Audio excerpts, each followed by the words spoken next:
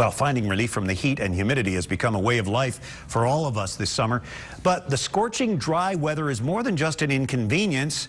It is a serious problem for our nation's farmers. It has already wiped out much of the nation's corn and soybean crops. That's going to mean higher food prices for all of us in the weeks and months ahead. In this morning's U.S. Bank Economic 360, U.S. Bank investment analyst Jim Russell joins us with some perspective. Good morning, Jim. Good morning, sir. How bad has this drought been? Well, let's back up for just a second, Brian. That is, the United States is the world's largest agricultural product exporter there is of any country. So this impacts families nationwide, certainly here in the Midwest and certainly here in the tri-state as well. How bad is it? So half the continental United States is under drought conditions currently, and that's all we know right now. Could get worse, in fact. Secondly, by some measures, the drought is the worst that we've seen since 1956, so pretty heavy duty. Let's take a look at some other facts as well. Number one, 38% of the corn crop and 30% of soybeans are likely gone despite rain last week.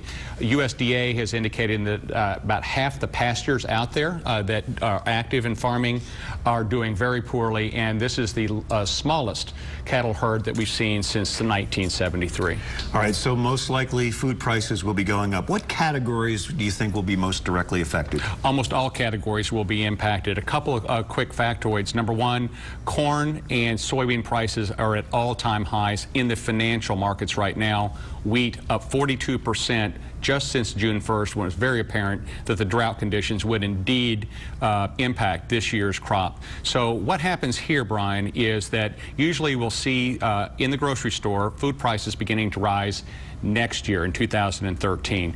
We're thinking 3 to 4% across all food categories, and in the meat category specifically, meat prices will go down first and then up 5% as the feed to feed the poultry, cattle, other things is much higher. Yeah, so they go down obviously because the farmers are getting rid of their supplies. Correct. Because they can't feed them. It's all about supply and demand. So the supply goes up, price goes down, but then the opposite. And then we're short of supply as we move forward. Yeah.